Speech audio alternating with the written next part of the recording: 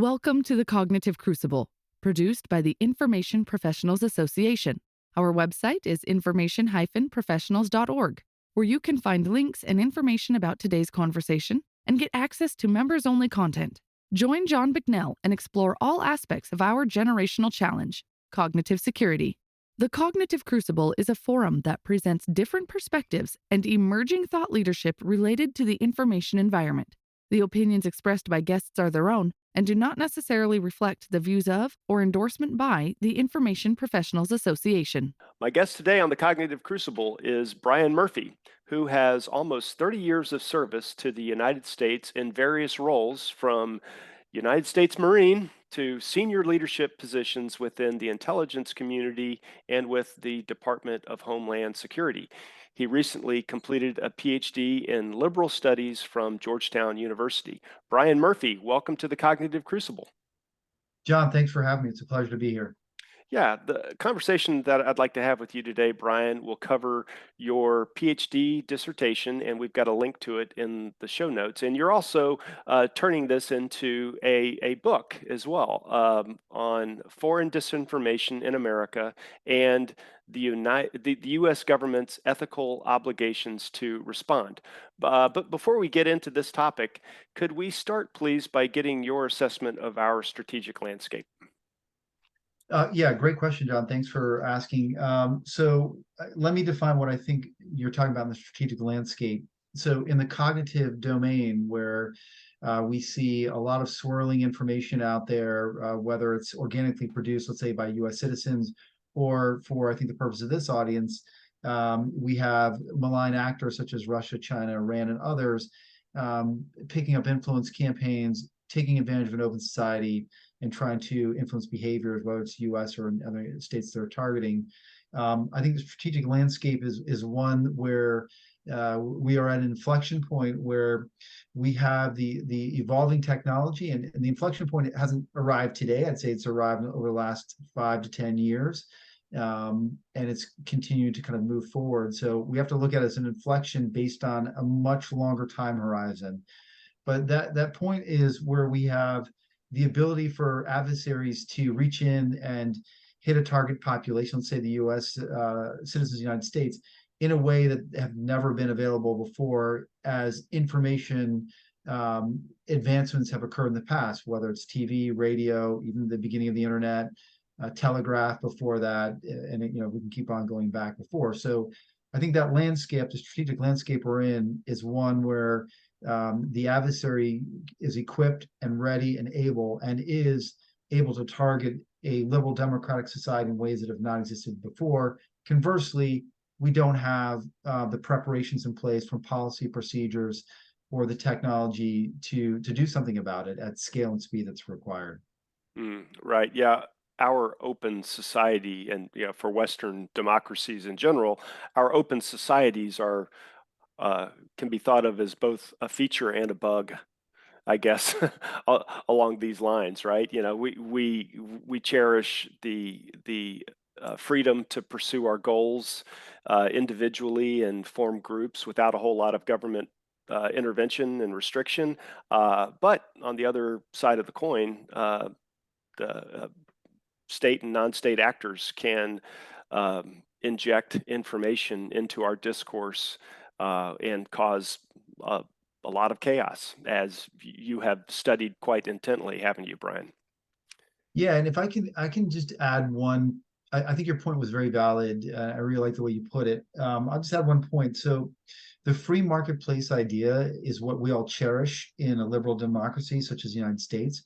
But the strategic inflection point that we're at is that free marketplace of idea isn't as free as, one, a lot of people may suspect, and two, it's not as free as those that realize what is happening want it to be, because it is saturated with influence campaigns by malign foreign actors.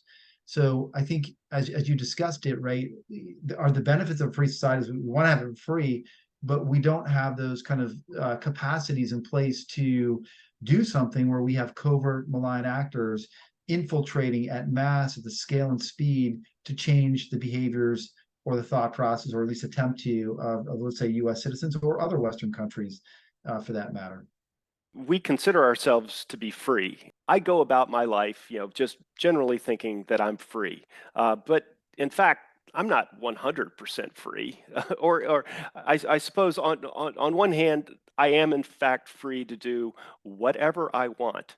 But there are some consequences that would come with certain activities. So if I choose to adhere to the laws and norms of our society, then, well, I'm not 100% free, but generally speaking, that's what we call freedom. Why, Brian, did you choose to focus your studies on these kinds of ethical matters and trade-offs related to foreign disinformation? Yeah, so my kind of journey to achieve my PhD was not done overnight. I started it about a mere 10 years back. Yeah. And initially, at that point, I was looking at what we now call countering violent extremism from a CT context, and trying to understand kind of how in the CT arena, adversaries, particularly at that time it was ISIS and AQAP and other organizations, were manipulating the free speech arena to bring about people to their way of belief and commit acts of violence, right? Um, that has changed for me over time. As my government career unfolded, I transferred to DHS, as you talked about, in 2018. It was post awareness or reemergence, if you would, that the Russians had never stopped their campaigns of foreign influence operations across the world, and specifically the United States. But in 2018, I was at DHS, and we were working a lot on elections and the election space, both at the midterm and then right after that, the 2020 election space. And I started the DHS's efforts to start mapping out what foreign adversaries, particularly Russia, was doing in the influence operation space within the homeland, so that we can scene set that with stakeholders, state and local governments, election officials, and others, and they can start building resiliency from it. So my kind of academic journey merged with my kind of government career around 16, 17, 18, somewhere in there. And that's really what got me into the cognitive warfare space that I think we're going to be talking about more today, which is what is the impact of foreign actors, and what is the job of the government? I use the word ethical responsibility. Really, what that boils down to is what did you, as a citizen, John mentioned before, as you traded some your liberties for security, what was your trade space looking like? What are your expectations? And there's an ethical responsibility in that agreement, that social contract between citizens and the government, to do something about it, so that, as I said before, that you're at least aware that the information environment is saturated with malign covert operations from a nation state such as Russia. Yeah, that's great, Brian. Do you think perhaps you could give just a real quick recap of your experiences when you were in the Trump administration at the Department of Homeland Security? You have a story to tell around that, and I think it's important for us to be sure that you mention this. Yeah, no, thanks for the question. And as I was kind of mentioning in the last question, so things kind of started moving together for me. One, I've got my academic worldview looking at Russian disinformation. Two, I stand up this center to kind of look at disinformation and malign foreign influence operations that are taking place in the U.S. That started running into actual real politics. I was a career official. I've never been a political appointee, so I was just a traditional career bureaucrat. I was running the DHS intelligence operations while I was there, and so that obviously put me in contact with political officials. As I've said in other environments, I'm not really a political person. I probably count myself as more Republican leaning than anything else, but not like a card carrying member by any means. So what do I mean by that? The real world politics started kind of conflicting with putting out intelligence, and in the intelligence business, everybody knows that listens to, I think, this podcast. Your job is to kind of speak truth to power, and then let the policymakers do what they want with that. But in order to be true to your job commitments, that requires putting out what you're seeing, right? And sometimes that's not well received. So in this case, because the elections, Russia, and all these other things were swirling in the background, if you kind of harken back to 2016, 17, 18, a lot of information in the media tying Trump, for example, to Russia in ways that are probably not accurate. And maybe some is, I don't know, investigations going on. I mean, it consumed America for 2 or 3 years. So as we kind of bracket that into what my team was looking at is what are the actual influence operations, that became a political third rail or landmine where orders, using air quotes here, were sent down to suppress intelligence that would make Trump look bad and demonstrate what, for example, the Russians were trying to actually achieve at that time. So, my job is not to pick political sides, but to make sure that information comes out the way that it should for stakeholders. And I never wavered from that kind of principle. So that led me to be a 3-time whistleblower, starting in 2018, again in 2019, and finally publicly in 2020. Okay, yeah, thanks for that. I've mentioned this before on the podcast. This is not a political podcast, but some of these topics that we discuss, it's challenging not to at least brush up against, live discourse in politics. So that certainly applies here. And John, I would say it's virtually impossible in my mind to talk about, say, Russian or other kind of malign foreign actors in the U.S. without touching every polarizing issue out there. I think the challenge, and I applaud you for doing it, is doing it in a way that is not politically toxic, because it's an important issue. It threatens national security. And the very point of an adversary campaign is to hit those polarizing issues to cause chaos. And so higher levels of polarization in a liberal democracy like the United States. That they are after gun control, abortions, reproductive rights, Russia and Trump. I mean, because they know that is what draws Americans up against each other and to pick sides, and that's what they're trying to achieve. So, could not agree more with you. Glad that you do it in a non-political way. That's my goal here as well today, as well. But you can't really talk about U.S. and cognitive warfare without hitting some of those points as well. Right. Okay, so let's get back into your research and the ethical considerations and obligations that you assert are needed for the U.S. government to help with this. So I think you start with saying that the executive branch is the most well equipped to intervene against foreign covert speech proliferating in the homeland. Why do you start here?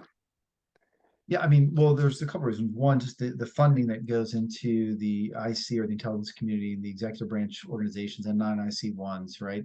You're paying your taxes as we're at the tax season for the executive branch to provide a certain level of security. And part of that security is manifested through building out the architecture, which is now the intelligence community, which is very robust. So one, it's got the resources, and two, it's got the mission.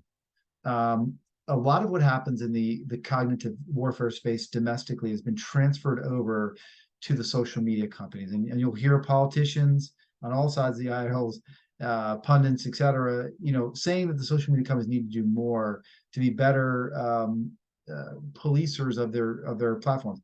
I agree with that. I don't have a problem with that. But that's a transfer of ethical responsibilities from that trade space that we've talked about a little bit, where you're paying your taxes. The social contract, whether you pay taxes or just a social contract in a liberal democracy, is between the citizen and the executive branch, where you've given up some of your freedoms that you need and deserve so that you get security back. It is not a trade that you've given over to social media companies that are private businesses that have their own moral and ethical responsibilities, but they are not designed, equipped, and I think set up to be in the same space as the executive branch by mission, authorities, or kind of focus area, right? I mean, these are private companies trying to make money, and they have a responsibility. Some of them do a good job, and others don't do any job, from what I can see, in terms of policing their social media sites. But at the end of the day, the ethical responsibility for the executive branch is to do something that maintains the legitimacy and keeps us secure within the kind of U.S. context. At the heart of your writings, and like I said to our audience, we'll have a link to your PhD dissertation. You grapple with the trade-off, and you started talking about this already, between liberty and security. Could you unpack this just a little bit more? And are there any historical examples that you can point to that might help illuminate this trade-off a little bit more?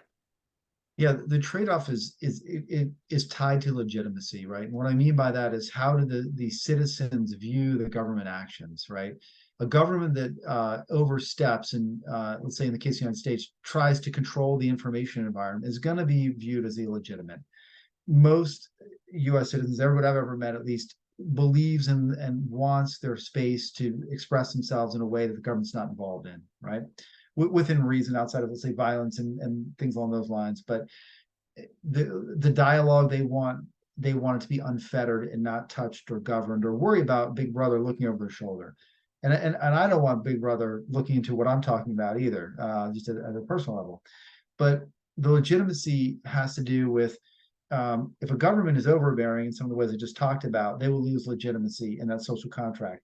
Conversely, if a government is anemic and is not responsive to meet the kind of security of the environment the citizens demand, they will also lose legitimacy. So government's job is to maintain their legitimacy, to keep that social contract in place, and find that sweet spot, if you will, between overreach and not doing anything, so that they can secure those liberties that is part of that social contract trade that I just talked about. Liberty for security, right? The whole purpose of that trade is so that you have as much liberty as you can to live life the way that you want. So that's a long way of saying that is really the kind of essence is what that trade is look like. From the very founding of the U.S. up till today, we've gone through periods of time where the government has exacted more liberty to ensure security. And then you see that pendulum swing back and forth, where the threat diminishes and the citizens don't need or want the government to be as aggressive as they might have been years before. And that's a good process that takes place, because it keeps that government in check from being overbearing, gives the citizens that voice so they can articulate through their lawmakers that the government's gone too far. But it really does go back to the founding of the country. If you look at kind of the foundational documents from everything from your Federalist writings to the musings of Benjamin Franklin, the citizens at the time of the founding of the country were concerned about what we call malign foreign influence. From then, it was from our now allies, the UK or the United Kingdom, as well as France. They were the adversaries at the time that were covertly attempting to influence behaviors of how U.S. Citizens and politicians thought about their various kind of foreign policy objectives. So we see early on the government tries to come up with ways to check that, and it's viewed as overbearing. There's a number of laws that are put in place by the early government that are rejected by the populace, that they're viewed as political. Kind of fast forward into, let's say, the Civil War. Everyone probably is aware the writ of habeas corpus was suspended, right? That was done at a time for reasons that I think people understand, but it was viewed as too aggressive shortly after it occurred. There are a number of examples where you have that liberty being overly encroached upon by government, and then you have areas where the citizens want it. So I've given you some examples, for example, where they've gone too far, but World War II is a good example. The country got behind a lot of the government efforts, which were, quite frankly, some of them good or bad, however you look at it. But at the time, the people were for more government, more of an aggressive government posture to protect the country from attack, right? Our whole history is dotted with this kind of pendulum going back and forth. Yeah, that really makes a lot of sense. The imprisonment of U.S. citizens of Japanese origin during World War II, as well as another example. There's, like you said, there's all kinds of examples dotted throughout our history. I'm curious if you can comment on uh, in the context of trust and institutional trust. I started hearing that at the beginning of your last response, and uh, you know, famously or infamously, the current administration um, put in place a within the Department of Homeland Security a disinformation cell or task force or something like that. I forget exactly what it was called, but do you have any kind of like a objective postmortem on that attempt towards this kind of a analysis center?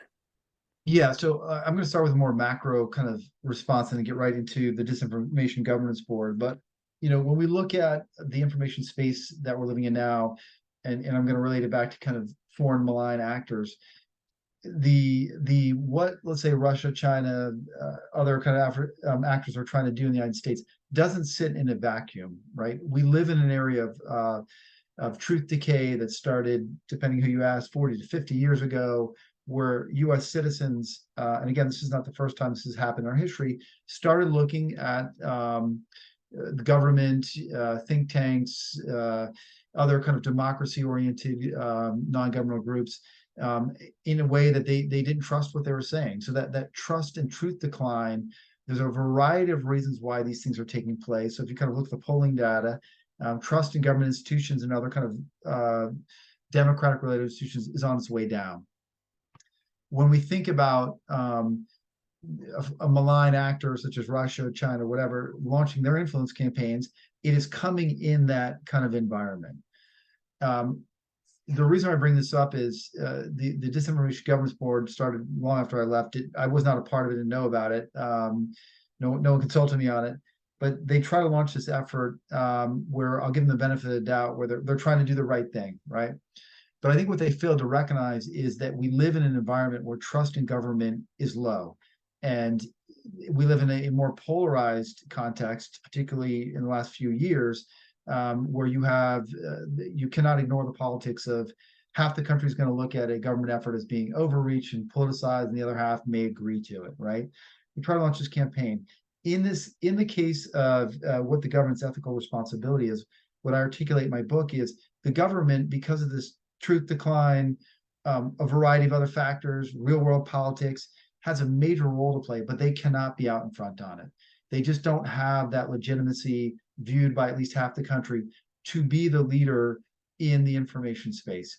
Even if everybody in government is doing the absolute right thing, and we all believed it, on this podcast, half the country won't view it that way because we are just in a different state.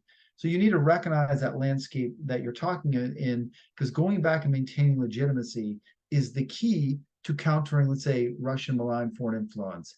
It is also the key to be able to talk about Russian malign influence in the United States in a way that doesn't infringe on First Amendment protected speech and helps shed light so that we get a better idea as to what foreign malign or influence operations are doing when they saturate the free marketplace of ideas, right? You try to come about another way, you will inadvertently synergize what an adversary is trying to do. And I think that's what happened with that DHS governance board approach. So there's some lessons learned that can be helpful coming out of that effort. Then I think you would agree, right? Absolutely. Number one, it's about transparency. The constructs that I would articulate would give the U.S. A better chance to be successful in building resiliency, maintaining the integrity of free speech.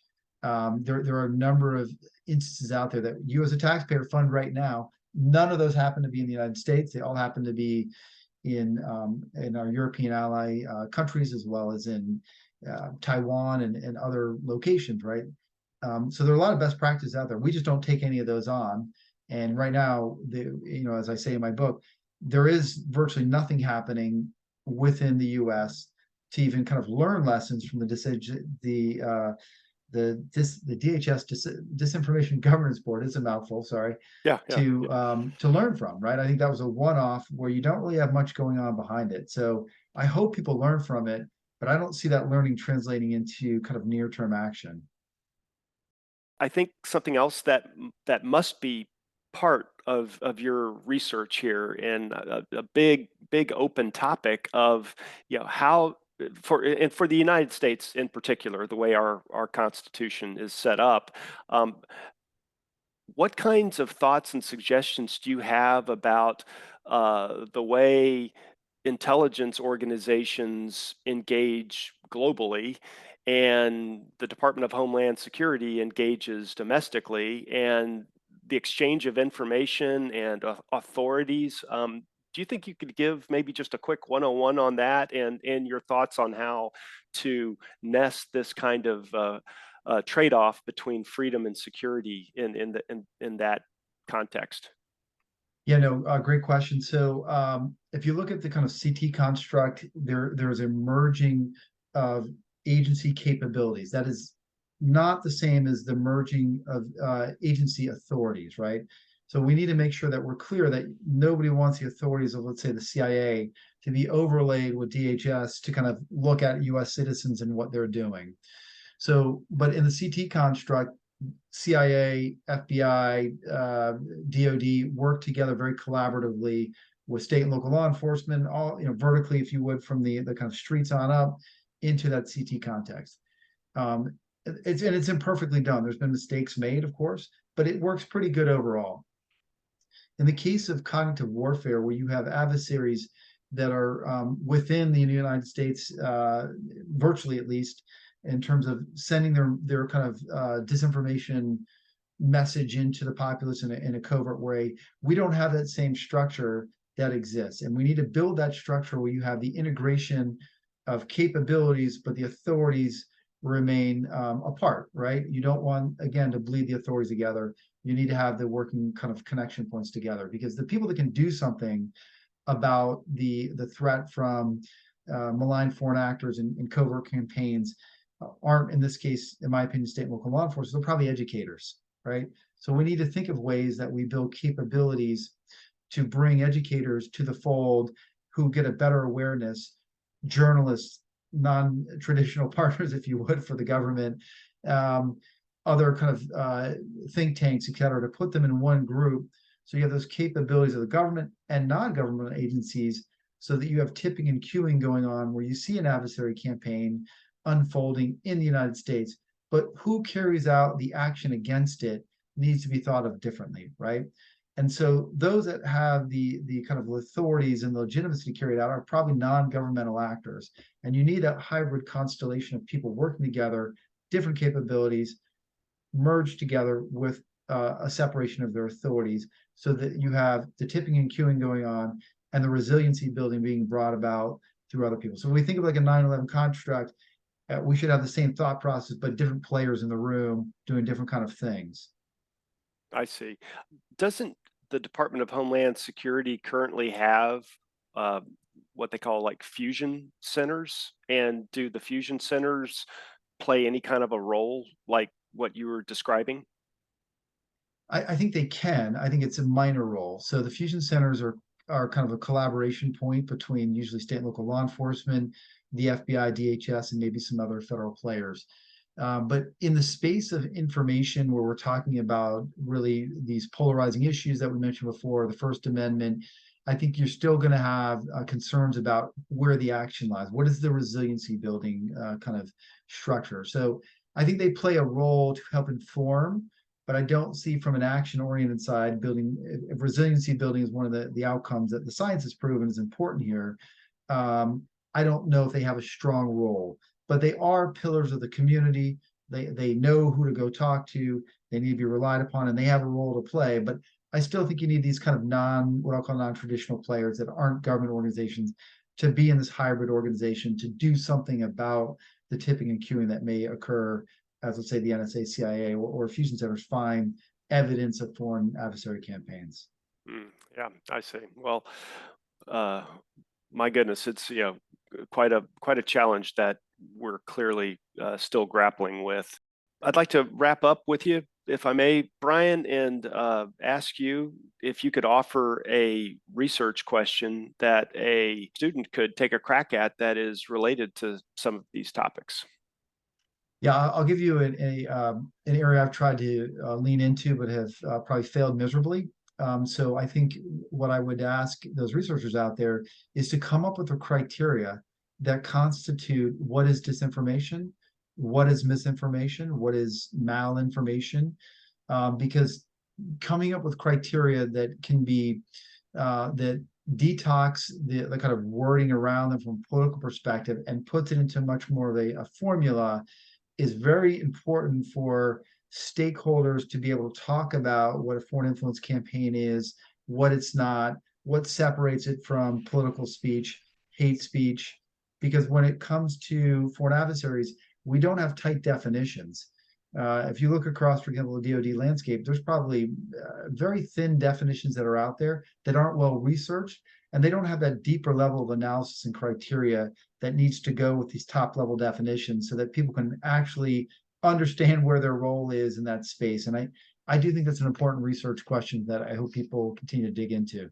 So you're saying that the definitions of disinformation and misinformation are inadequate currently, or we lack the like scalable algorithmic methodologies for labeling disinformation and misinformation at scale, or I both? think both. Uh-huh. And starting with your kind of first point, what I was driving at is if you kind of do a horizon scan of how the U.S. government defines disinformation, you're not going to get one definition. Is that right? You're going to get a wildly different version of what it means. And even again, and a lot of your listeners, I think, are DoD. Even within the DoD space, it's very surface level, and there's so much subjectivity built into these definitions that I think it keeps people they're not able to kind of understand what they should do in their kind of authority sets that they own. So you need criteria that kind of undergirds these surface level definitions, right? Like in my work, I come up with 3 criteria to define what disinformation is.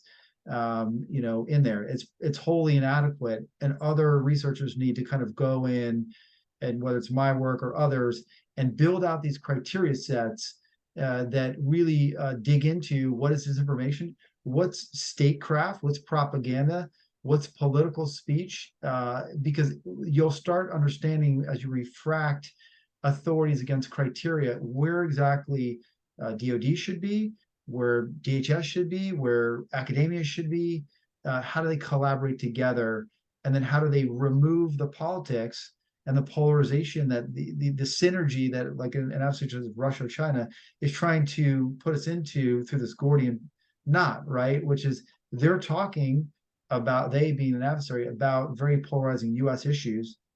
But by building criteria, you can start separating out and, quite frankly, countering the adversary's campaign to use our free speech against us. And you can start filtering through there what is the role of, let's say, the NSA versus the FBI, or again, state and local law enforcement. Just to be sure that I'm tracking here. So my working definition of disinformation, from having spoken with a couple of different people about this on the forum, is disinformation is knowingly spreading information that the spreader knows to be false. That's disinformation. And you're saying that relatively simple definition, when you really start nugging down into it, there's still a whole bunch of squishiness that makes it really difficult to pigeonhole. Would that be Yeah. Yeah. I think the definition that you laid out leads to a lot of third rail misunderstandings of it. I see. Because what I mean by that is if Putin says something, right, and he's lying about what he talked about, is it disinformation? I would say no, and I'll go through very quick the criteria as to why I think that is. In the U.S. context, pick your U.S. politician, and they may say something, and they could lie about it, or they could be misinformed or misinterpreted. The media and the American public may label what they're saying disinformation, right? Disinformation is politically toxic within the United States. We don't have a framework to deal with it. So what I did, for example, what I would beseech researchers to look at is to go beyond that definition, because there's too much subjectivity put into that definition. It's surface level. So, for example, just to kind of illuminate an idea, maybe is my three criteria is: one, it needs to have a covert sender behind it, right? It can't be overt messaging. So if you think about Putin, right, the reason why that matters and why I don't think it's disinformation is you as an individual can judge what he's saying. There's no covert nexus to, if Putin goes out and lies about something, he's lying. But you have your own kind of cognitive basis to determine whether what Putin is saying is something you should believe in, or just chuck or investigate. So there needs to be a covert nexus or sender behind it. Number two, the sender must have an intentionality behind what they're sending it for, and that intentionality must be destructive, right? And so when you think about cognitive warfare, what the Russians and Chinese are trying to do most of the time is cause polarization and chaos. There's a destructive purpose behind it, okay? The third criteria is they need to have a political, military, or economic objective. So if you have all three of those criteria in place and a piece of information passes through that, I think it's disinformation. What that does is it takes away that subjective nature of that top level definition. And you and I understand what you're talking about in disinformation, but the truth is that if a member of the media picks it up and says, well, isn't what politician XYZ is saying disinformation? They're going to interpret it very differently because there's no criteria to separate that out. And we need to have those criteria in place so we can do something about foreign malign influence, disinformation populating the homeland, and not do something about, from a governmental perspective, issues that are lies built from politicians in the US, free speech issues. People are just wrong. I mean, that's their prerogative, right? That's what free speech is. And we need to be able to separate those out through a set of criteria that national security professionals or homeland defenders can speak about in a way that they can then manage and do something from a criteria perspective. So your definition is not wrong. I think it's incomplete. I see. Okay. All right. Yeah. Good. Yeah. So I can envision a really helpful study along these lines, and maybe this already exists, but something along the lines of like a literature review of, the disinformation, misinformation, characterization, and advancing towards that kind of a objective definition of these terms, which can then go into a common vocabulary so that people understand, when you say this word, this is what this means, and then it can also be applied algorithmically more effectively and all that. Yeah, excellent suggestion.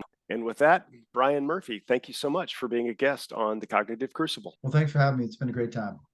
The Cognitive Crucible is the only podcast dedicated to increasing interdisciplinary collaboration between information operations practitioners, scholars, and policymakers.